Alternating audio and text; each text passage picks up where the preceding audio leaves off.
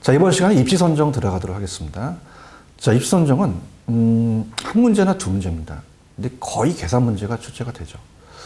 자, 그래서 계산 문제 위주로 나오는데, 계산은 말씀드렸지만 우리가 우리 이론 강의에서는 이론을 철저히 좀 했으면 좋겠습니다. 계산은 좀 약간 제가 편법을 가르쳐 드릴게요. 근데 이론이 충분히 갖춰져야 이 계산 문제가 나오게 되면 이 계산에 대한 거를 이해할 수 있거든요. 그래서 이제 이론 자체를 먼저 출시하길 바랍니다. 자, 169페이지요. 입지라는 거는, 자, 우리가 농업, 공업, 그 다음에 서비스업인데, 서비스업 입지가 제일 잘 나옵니다. 그래서 넘겨보시면 제가 농업 입지는 해드렸어요. 그래서 어디로 가냐면, 공업 입지론으로 갑니다. 172페이지죠. 들어가겠습니다. 자, 공업 입지론이요. 172. 자, 이 공업 입지론은 출제가요, 아주 그냥 자주 되는 게 아니에요. 제가 분석을 해봤더니 한 8년에 한 번, 10년에 한 번씩 나오거든요. 그 다음에 이제 30회 때가 좀 어려웠었습니다, 개론이. 자, 그러면서 이제 나오지 않았던 레시라는 학자에 대한 이론도 나왔어요. 그렇기 때문에 레시는 그냥 가볍게만 보겠습니다. 근데 보통 베버에 대한 입지론이 거의 다 많이 나오기 때문에, 자, 우리 공업 입지론은 2차이기 때문에 2차 산업입니다. 자, 그렇기 때문에 두 명이 중요하죠. 베버하고 레시인데, 자, 이렇게 봅니다. 자, 우리 먼저 나온 이론이 이 베버예요. 자, 그럼 순수익을 창출하려면, 자, 공장을 지려면 총수익에서 총비용을 뺍니다. 자, 비용 이론이라는 게 먼저 나왔어요. 자, 수익은 이제 이따가 제가 레시에서 말씀을 드리도록 하고요. 자, 튀네일 학자의 이론을 받았습니다. 그러니까 수송비를 강조합니다. 그러면서 베버라는 학자가 최소 비용 이론을 주장하죠. 최소 비용. 그러니까 비용을 좀 적게 가자라는 얘기죠. 자, 그러면서 베버라는 학자가 얘기하는데요. 자, 핵심만 잡으시면 돼요, 얘는. 그래서 수송비를 강조합니다. 수송비. 자, 수송비를 가장 강조했다라는 게 시험에 나왔습니다. 자, 그런데 수송비도 그렇고요. 자, 요즘은 예전에 노동비라고 나왔는데 요즘은 인건비라고도 나왔거든요. 노동비나 인건비나. 그럼 인건비를 최소화시켜야 되는 거죠. 그럼 우리가 얘는 비용이기 때문에 다 최소가 맞습니다. 그 다음에, 자, 그 순서 다음이 집적 이익이에요. 자, 우리가 공장끼리 서로 모여 있다는 것은 이익을 창출할 수 있죠. 집적력도 맞고요. 그럼 집적 이익은 최대라는 게 나왔거든요. 이렇게 엄지 잡으시기 바랍니다. 자, 그래서, 자, 그 내용은 뭐냐면, 수송비라는 것은, 자, 이 칠판주개를 만들려면 우리가 원료가 필요하잖아요. 원료를 가지고 공장에서 생산을 해요. 그럼 제품 수송비도 들어가거든요. 그러면 이 원료나 제품이나 무게가 나갈 겁니다. 그 다음에 수송비도 나가죠. 그럼 무게 곱하기 숫자, 우리가 어떻습니까? 거리를 봤을 때, 자, 이 자체를 최소화시키는 것이 수송비가 제일 적게 들다. 이렇게 보시면 됩니다. 자, 그러면 172페이지 가시면 공업입지론, 베버 학자 최소 비용 이론 밑줄. 자, 그러면 이제 어떻게 됩니까? 오른쪽에 잠깐 이제 쭉 나열되어 있는데요. 운송비가 제일 중요해요. 최소 운송비, 노동비, 집적이익이 순서죠. 그래서 노동비와 운송비는 작게, 이익은 최대로. 그 다음에 삼각형 모형이 있는데 이건 나중에 제가 15회 때 좀 어렵게 나왔던 문제를 연결시켜 드리도록 하고요. 자, 넘기시면은, 자, 레시의 최대 수요 이론이라는 단어가 있죠. 자, 요거를 안 나왔다가 처음 떴어요. 자, 볼게요. 자, 비용 이론이 먼저입니다. 자, 이론이 나오면서 레시라는 학자가 최대 수익을 강조하죠. 자, 베버야, 네 말은 맞는데, 자, 많이 팔으려면 사는 사람이 많아야 되지 않니? 그러면 최대적으로 수요가 있어야 되지 않니? 이런 얘기를 하거든요. 그러면 수요가 많으려면요, 시장이 아주 커야 돼요. 그래서 시장 확대 가능성을 얘기를 하고요. 자, 그러다 보니 우리가 어떻습니까? 이윤이 많이 나와줘야죠. 그래서 이윤 극대화점으로 간다는 거죠. 이윤 극대화 쪽으로 가자. 그렇게 얘기한 애가 레시거든요. C라고 나왔어요. 요거 30회 때는. 그럼 최대 수요를 주장합니다. 레시가. 그럼 베버라는 애는 공급 측면에서 생산비를 본 거고 얘는 수요 입장을 본 거거든요. 그럼 편법을 이용합니다. 남입니다. 자, 얘는 비용 들어갔어. 비읍 들어갔죠. 그 베버가 되고. 자, 얘는 CO 들어가니까 얘는 레시 수요. 이렇게 암기하시면 돼요. 그래서 가볍게 보시기 바랍니다. 이건 뭐 이렇게 크게 나올 가능성은 좀 적을 것 같아요. 그러니까 30회 때 우리가 처음 제시다 보니까 레시는 제목 위주로 수요, 그 다음에 베버의 생산비에 치중했던 거를 지적해서 자, 니은에 보시면은 어떻습니까? 이윤 국대화 박스, 디귿에 보시면 시장 확대 가능성 박스 이렇게 보시면 되고요. 공업지 입지 선정은 요즘 거의 다 안 나옵니다. 그냥 참고적으로 보시고 오른쪽 가시면 4번 공장 부지 입지 운이라는 게 있죠. 자, 그래서 요거가 이제 출제가 돼요. 그래서 공장 부지 입지 운은 자, 이렇게 갑니다. 수송비, 노동비, 집적이익 있잖아요. 자, 그럼 수송비 지향으로 가자. 수송비 쪽으로 강조한 거죠. 수송비가 절약되는 지향입니다. 자, 그게 두 가지가 있어요. 원료 지향과 시장 지향이라는 게 있는데요. 여기 스타트를 끊어보도록 하죠. 자, 원료와 시장 지향이다 뭐냐면, 자, 원료가 있어요. 원료가 나는 원료 산지가 있고요. 이게 원료지라고 하죠. 원료가 나는 곳. 그 다음에 시장이라는 것은 소비자가 있는 곳을 얘기합니다. 시장. 시장지로 가자. 자, 그럼 소비자가 존재하는 곳이죠. 자, 그러면 중간에 공장이 있을 거란 말입니다. 공장. 자, 공장이 제품을 생산하죠. 자, 그러면은 생산하기 전에 이쪽으로 원료를 갖고 오다 보면 원료 수송비가 들어갈 겁니다. 제품 수송비가 들어가겠죠. 그럼 이제 용어 정리가 중요한데 한 페이지 넘기시면 용어 정리를 한번 볼게요. 자, 용어 정리를 보시면은 이제 박스에 보시면은 어떻게 나오냐면 편제 원료하고 보편 원료라는 게 나오거든요. 자, 그럼 박스로서 우리가 정리를 해야 될 텐데, 자, 편제라는 것은 국지라는 것은 그 지역으로 국한된 원료예요. 자, 그래서 우리가 어떻습니까? 광물 같은 경우는 그 지역만 강산이 나잖아요. 그 지역으로 가겠다는 거고요. 자, 보편은요, 어디서나 구할 수 있는 물과 공기 같은 걸 얘기합니다. 그죠? 그러면 현재는 당연히 그 지역만 나니까 원료 산지로 가는 게 좋고요. 자, 보편은 물과 공기가 나기 때문에 소비자 있는 곳이 낫다는 거죠. 자, 그러면 돌침대가 있어요. 돌침대 회사. 자, 이 회사는 침대보다는 원석이 돌이 무겁습니다. 그럼 원료지에 입지를 해야 돼요. 원료가 무거우니까. 그런데 자, 이 편제 원료가 자, 만약에 맥주 같은 겁니다. 맥주는 보리가 들어가긴 하지만 보리가 편제지만 보리는 돌보다는 가벼워요. 그러니까 이쪽으로 입지시키라는 거죠. 자, 그래서 원료지에는 자, 우리가 원료에 대한 수송비가 많이 들어가면은 원료지로 가고요. 그 다음에 제품에 대한 수송비가 많이 들어가면 시장으로 가자는 거죠. 그죠? 그 다음에 이제 조금 어려운 게 부패하기 쉬운입니다. 부패. 자, 부패하기 쉬운 원료 같은 거는 꽁치 통조림 같은 건 상하기가 쉽잖아요. 그러니까 원료가 가고요. 그 다음에 부패하기 쉬운 완제품. 자, 빵과 두면 상하기가 쉬우니까 우리가 소비자 위주로 가는 거예요. 근데 이제 요게 좀 어려운데요. 중량 증가와 감소라는 게 있습니다. 자, 그러면은 원료 지향으로 가자는 원료지는 자, 어떻습니까? 원료 무게가 무거워요. 원료. 그럼 원료 수송비가 많이 들어가죠. 제품이 가볍습니다. 그러면서 이 가정이요, 중량이 점점 감소하는 산업이거든요. 중량 감소 산업으로 가겠다는 거고요. 자, 그 다음에 얘는요, 우리가 이 맥주는 병이 무겁죠. 그죠? 병이 무겁고요. 제품 무겁고, 원료는 그렇게 수송비가 안 들어가. 왜냐면, 우리, 어떻습니까? 보리 같은 경우는 가볍잖아요. 그죠? 또 맥주 같은 이제 것은 여기 안에 공기가 물이 들어가니까 보편 원료는 그 시장에도 있잖아요. 그러면 이거는 원료보다는 제품 무게가 더 무겁다는 거죠. 그죠? 그럼 우리가 점점 중량이 증가산업, 시장에 가자는 거죠. 이렇게만 좀 우리가 보셨으면 좋겠고요. 그 다음에 자주 출제되는 건 아니지만 원료지수라는 게 있습니다. 원료지수. 자, 원료지수라는 것은요. 자, 위에가 자, 항상 학개론에서는 무슨 지수하면 위에 게 앞에 게 올라가거든요. 그럼 그 지역만 하는 편제, 국지 원료가 올라갑니다. 편제. 원료에 대한 중량이 올라가고요. 그 다음 밑에 내려가는 게 제품이에요.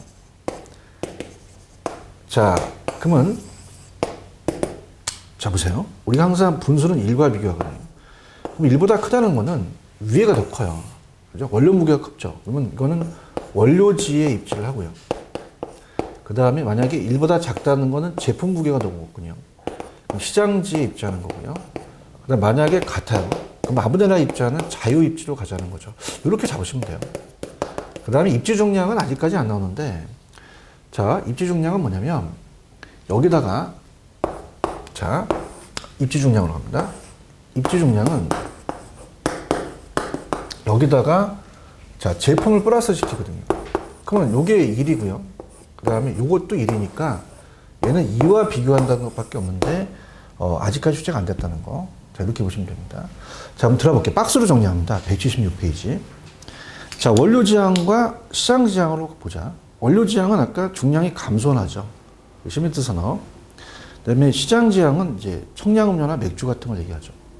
그 다음에 원료 지향은 원료 수송비가 제품 수송비보다 많은 산업. 원료 중량이 제품 중량보다 크죠. 부패하기 쉬운 원료. 꽁치 통조림 같은 건 사기가 쉽잖아요. 그래서 바로 잡아가지고 통조림 만들어야겠죠. 편제, 국치. 자, 시장은 중량 증가 산업. 제품 수송비보다 원료 수송비가 많고요. 제품 중량이 원료 중량보다 많고요. 부패하기 쉬운 완제품, 보편 원료들. 밑에 원료 지수가 1보다 크면 원료지, 같으면 자유지, 1보다 작으면 시장지. 입지 주장은 2와 비교한다는 것만 가져가시고요. 자, 중간 지점은 딱 한 번 나왔는데요. 자, 우리가 소비지와 원료산지에서 이적을 해요. 그러다 보면 수송비가 더 많이 들어갈 수 있죠. 그럼 우리가 이거 가장 핵심 포인트가 수송수단을 바꿉니다. 수상수단에 대한 그 이적 지점에서 이 수송수단을 바뀌면서 중간지가 났다는 거고요. 노동지향은 당연히 미숙용과 같이 저임금지대, 의류산업이나 신발산업 같은, 그다음에 직접은 모여 있는 겁니다. 수송비 비중은 적고 기술 연관성이 높은 동남이. 그래서 자동차 산업. 한 곳에 입지하는 게 공동이용의 비용을 절감한다. 자, 자동차 만드는 공장이 타이어와 유리 만드는 공장이 멀면 안 되잖아요. 그래서 그렇게 보시면 되고요. 자유입지는 아까 아무데나 입지해도 되는 우리가 된다. 그래서 제품 수송비와 비중이 작아서 수송비가 일정 선정에 입지 선정에 거의 작용하지 않는다. 그렇게만 가져가시면 됩니다. 자, 근데 이제 중요한 거는 경제 기반 분석이에요. 기반 산업과 비기반 산업인데 경제 기반 송수보다는 넘겨보시면 이제 입지 계수가 출제 빈도가 높습니다. 그래서 현재 179페이지 입지 계수 위주로 갈 거예요. 자, 그런데 경제 기반 송수라는 거는 가볍게 15회 때 나왔기 때문에 가벼운 것만 이제 보겠습니다. 자, 이런 겁니다. 여러분들. 공업지에서는요. 자, 기반 산업이라고 하거든요. 수출 기반 산업. 자, 우리가 하이닉스 반도체라고 들어보셨잖아요. 뭐 지금 용인으로 이제 옮긴다면서 어떻습니까? 자체적으로 또 용인에 대한 또 부동산 수요가 많아서 가격이 올라가죠. 그러면 우리가 경제 기반 분석이라는 것은요. 이 기반이 기반 산업을 얘기합니다. 경제 기반 분석. 그래서 만약에 2000시에 자, 하이닉스 반도체 산업이라는 게 있습니다. 수출 산업이죠. 자, 그러면 하이닉스 반도체 산업이 수출 산업이에요. 바깥으로 이제 제어를 판매하는. 이게 기반 산업입니다. 자, 이게 잘 되잖아요. 그럼 내수 시장도 좋아요. 무슨 말이냐? 뭐 식당도 막 규모가 늘어나며 여러 가지 뭐 어떻습니까? 여러 가지 뭐 유흥, 노래방이라든지 도서관이라든지 뭐 학원 이런 것들이 많이 생겨요. 찜질방 같은 게. 그러면 이 비기반 산업에 영향을 주지 않느냐라는 얘기입니다. 그래서 얘가 많아지면 얘도 좋은 거죠. 자, 그래서 기반 산업이라는 것은 수출 기반이에요. 그래서 우리가 지역에 생산된 제품이나 서비스가 지역 밖으로 수출되는 산업을 얘기하고요. 자, 비기반은 지역 내에서 생산된 제품이나 서비스가 지역 외부로 수출되지 않고 지역 주민들에서 전적으로 소비된다는 거죠. 그럼 기반이 잘 돼야 비기반이 잘 되잖아요. 자, 근데 경제 기반 송수는 딱 한 번 나왔었는데, 자, 그냥 이렇게 볼게요. 경제 기반 송수는, 자, 우리가 경제 기반 송수라는 게 있습니다. 그래서 우리가 투자론에서 나중에 그 강의를 들어보시면 총소득 송수는, 자, 이게 내려가요. 얘가 A라면. 그 다음에 총이 올라가죠. 총인구를 기반 인구로 나누게 됩니다. 그러면 자, 우리가 총인구에 대한 전체에 대한 인구의 증가분은요. 증가분은 자, 경제 기반 승수 경제 기반 승수 곱하기 기반 인구의 증가분이에요. 자, 그러면은 어떻죠? 만약에 이게 5배다. 그 100명이라는 기반 인구가 늘어나면 500명만큼 더 늘어날 수가 있다는 얘기입니다. 자, 그래서 밑에 나와 있는 뭐 식은 그렇게 의미가 없어요. 넘겨보시면은 자, 내용만 좀 보시고 합니다. 지역 경제 기반 성수의 크기는 지역의 경제 활동 중 수입 부분이 차지하는 비율에 따라서 변하는데요. 자, 2번이 조금 어려웠어요. 자, 어떻게 나왔었냐면 지역 경제 활동 중에 비기반 산업이 차지하는 비율이 높을수록 성수는 커진다. 아, 이게 좀 논란이 됐죠. 어떤 거냐면 보세요. 만약에 기반이 너무 많이 들어가 있습니다. 그럼 전체 총인구는 늘어나지 않죠. 파급 효과가 없어요. 오히려 비기반 산업 비율이 높다는 것은 아직 기반이 안 들어왔거든요. 그러면 기반이 하나가 들어오자마자 총인구가 많이 늘어난다는 거죠. 그래서 비기반이 클수록 이 승수는 더 커질 거라는 얘기입니다. 파급되는 게. 자, 그 다음에 이제 우리가 이 경제 기반 승수로 이 기반 산업에 대한 증가분이 전체 고용인구나 전체 부동산 수요에 영향을 줄 수 있다는 게 나왔던 거죠. 자, 그럼 나중에 제가 이번 기출에서 보는데요. 그 이후로 한 번도 출제되지 않았어요. 15회 이후. 그러면 교수님, 그럼 어디가 중요해요? 입지계수입니다. 입지계수의 계산 문제가 떠요. 자, 그래서 우리가 입문 과정에 간단하게 말씀드렸지만, 자, 우리가 만약에 대구는 섬유산업으로 특화됐잖아요. 울산은 자동차. 자, 그러면 그게 기반이냐 아니냐를 판별하는 게 입지계수라는 계산 방식입니다. 그래서 입지계수 LQ이거든요. 자, 그래서 우리가 지역이 올라가고 전국이 내려가거든요. 자, 그래서 대구는 섬유산업으로 특화되어 있습니다. 자, 그럼 대구의 전체 산업 중에서 섬유의 산업의 구성비를 봅니다. 이건 고용자 수로 볼 수도 있거든요. 그럼 전국의 섬유의 구성비를 보는 거죠. 그럼 대구는 전체 산업에서 차지하는 비중이 한 20% 차지하고, 자, 전국은 그 섬유가 어떻습니까? 전 산업 중에서 어떻습니까? 10%밖에 차지 안 한다.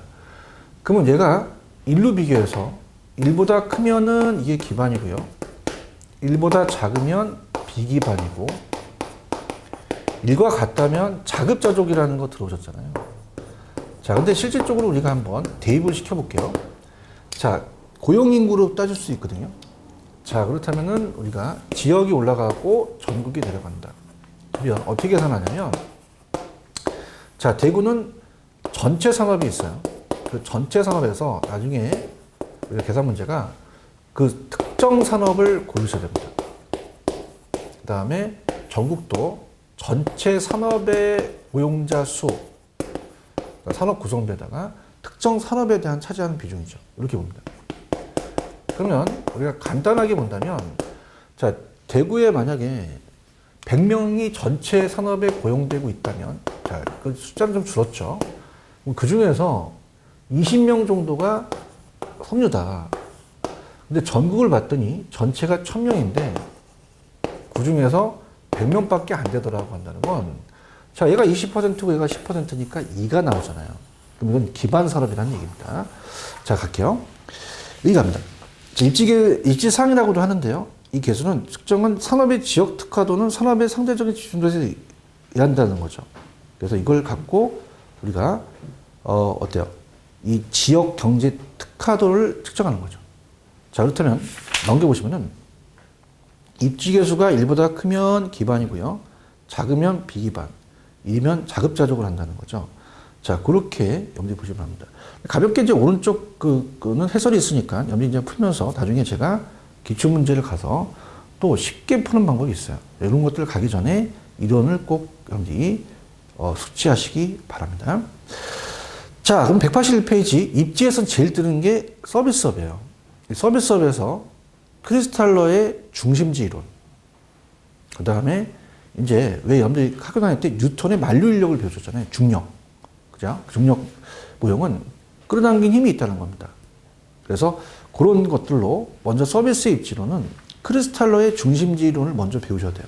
자, 그래서 자, 상업지 입지가 가장 출제 빈도가 높습니다. 그래서 특히 계산 문제가 나오는데 크리스탈러에서는 계산 문제가 안 떠요.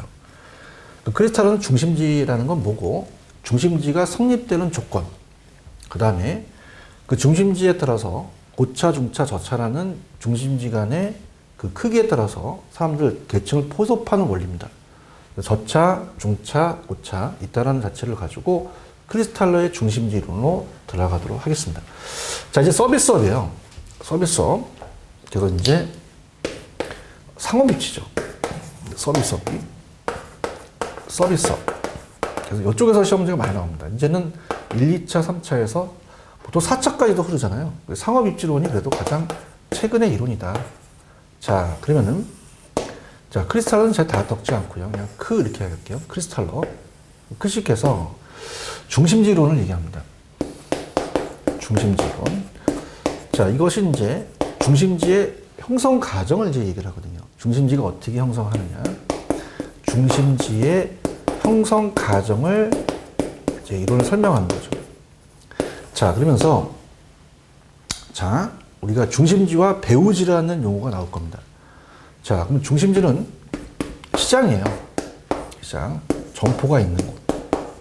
그래서 시장을 얘기해서 점포들이 모여 있는 겁니다. 그러니까 하나의 상업지라고 하시면 됩니다. 우리가 상업지의 지금 입지를 보고 있잖아요. 그러면 우리가 상권이라는 얘기 한번 들어보셨잖아요. 상권. 상권이라는 건 뭐냐면 이 상권이 배후지예요. 상권이. 이 배후지는 고객이 존재하는 곳입니다. 상권에 대한 규모가 클수록 좋은 거죠. 이 범위입니다. 자, 그렇다면 이제 두 가지 용어를 이제 우리가 가겠는데요. 자, 갑돌이가 여기서 슈퍼를 차려요. 그럼 어느 정도 현상 유지는 해야 되잖아요.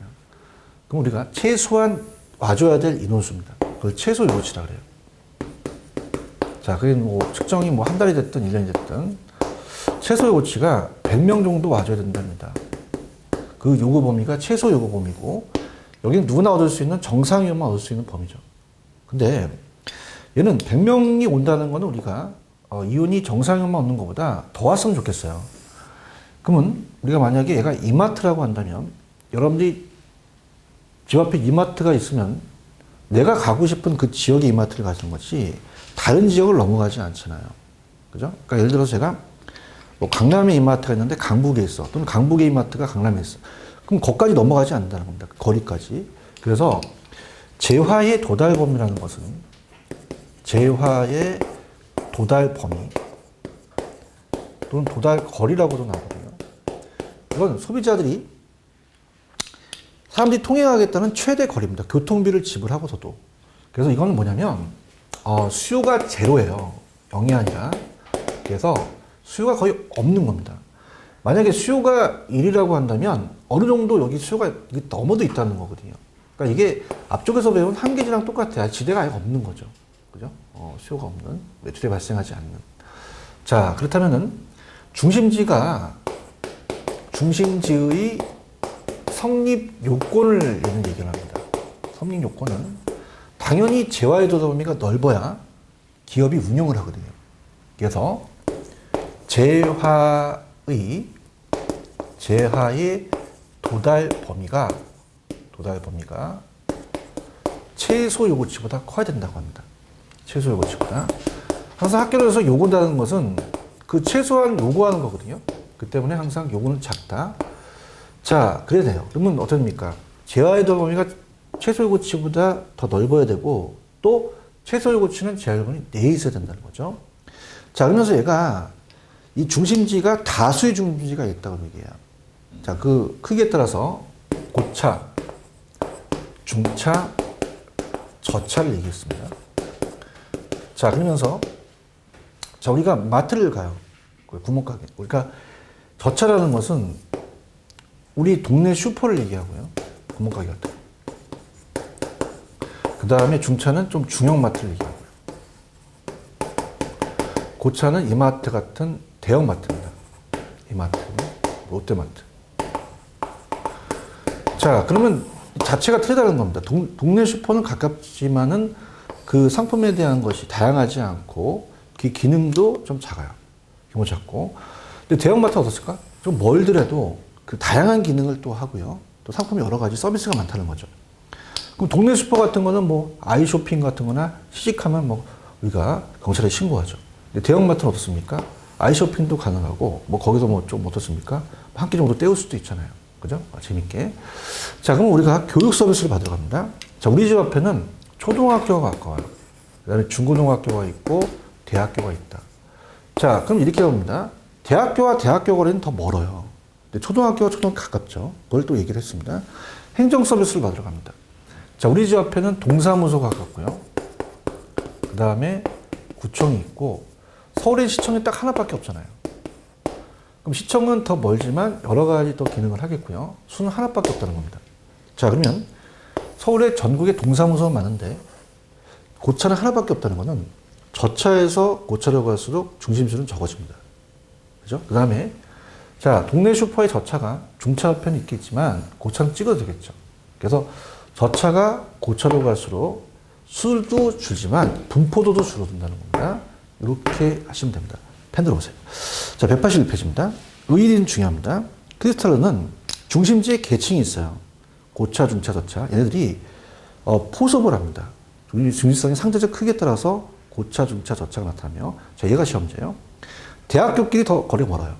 고차일수록 저차보다 중심 간의 거리가 멀고요.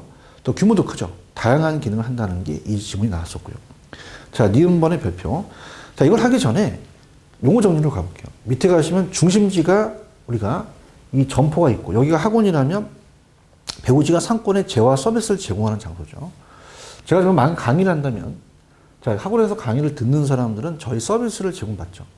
그 다음에 채소의 고치는요. 자, 채소가 들어가야 돼요. 그러면 채소, 중심지 기능이 유지되기 위해서는 필요한 최소한의 고객수 또는 상권의 범위를 얘기하고요. 재화의 범위는 상권입니다. 그러면 중심지 주변에서 미치는 최대에 대한 게 들어가겠죠. 시장지역. 그럼 밑에 당구장 표시 별표.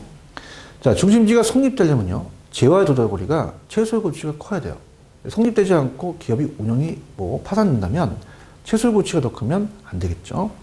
자, 그럼 중심지의 형성 조건 들어갑니다. 형성 과정을 얘기한 거죠. 성립 요건. 자, 그러면 최소의 고치의 지역 범위가 재활 범위 내에 있다는 거는 그림 보더라도 최소 고치가 안에 있어야 된다는 거고요. 그 다음에 어떻습니까? 이런 것들이 이제 중심 형성 조건을 얘기를 했죠. 자, 그러면서 크리스탈러의 중심지 이론이 나오게 된 겁니다. 그럼 어디가 시험 문제냐면, 넘겨보시면은 182페이지에 나와 있는 중심지 계층에 따른 특성이 일부 A서부터 D까지가 시험 문제입니다. 자, 고차가 대학교고 시청이잖아요. 시청은 하나밖에 없어. 그죠? 우리가 고차끼리 중심 간의 거리가 더 멀고요. 동사무소는 서로 가까워. 서로. 저차는. 그 다음에 고차가 중심지수록 규모가 크고 다양한 중심지 기능을 갖고 있다. 그 다음에 저차의 중심지가 고차로 갈수록 어떻게 돼요? 수는. 자, 고차가 시청이 하나밖에 없어. 동사무소는 많아. 이 모양이 피라미드형이고요. 자, 고차로 갈수록 수가 줄고요. 그다음에 중차 옆에 있는 저차가 고차로 갈수록 그 분포도가 줄죠. 그럼 똑같이 뭐냐면 저차에서 고차로 갈수록 중심지 수도 줄고, 저차가 고차로 갈수록 분포도도 줄어든다. 줄어든다가 맞죠?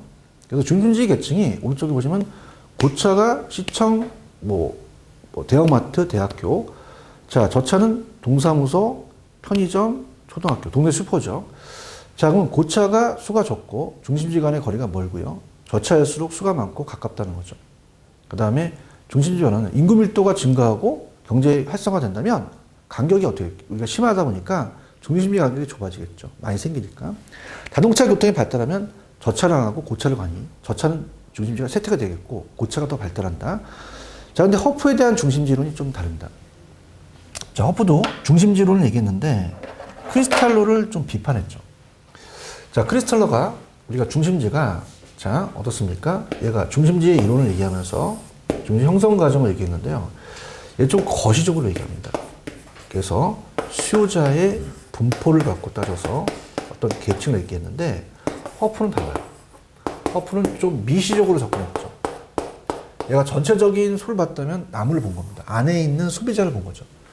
수요자의 개성을 갖고 따진 겁니다. 자, 그럼 수요자들은요, 우리가 다 수요자이기 때문에 가장 가까운 걸 선택할 거예요. 그럼 적당한 거리에 한 100m의 고차가 있으면요, 얘가 대형마트를 등장한 걸 배경을 설명한 겁니다. 그러면 우리가 이 고차라는 자체는 여러 가지 상품을 사요. 그럼 내가 껌사라고 이마트 가는 건 아니잖아요. 그럼 적당한 거리에 다목적 구매 영역을 하기 위해서는 고차가 있으면 저 차를 지나칠 가능성이 큽니다. 들어볼게요. 자, 허프의 중심지 이론. 자, 그래서 크리스탈러의 중심지 이론의 그 추정, 확대 수정에 관한 수많은 이론들이 주요 수요자의 분포, 거시적이었다면 얘는 수요자의 개성, 미시적이다. 그럼 수요자의 개성은 행태, 형태. 자, 어떻습니까? 관심을 두면서 일반적으로 소비할 때는 가장 가까운 곳을 선택한다. 적당한 거리에 고차가 있으면 인근의 저차를 지나칠 가능성이 크다. 고차 계층일수록 수송 가능성은 더 확대된다. 이렇게 보시기 바랍니다. 자, 이렇게까지 우리가 그 허프의 중심지 이론까지 살펴보았습니다. 자, 여기까지 하고 좀 쉬었다 가겠습니다.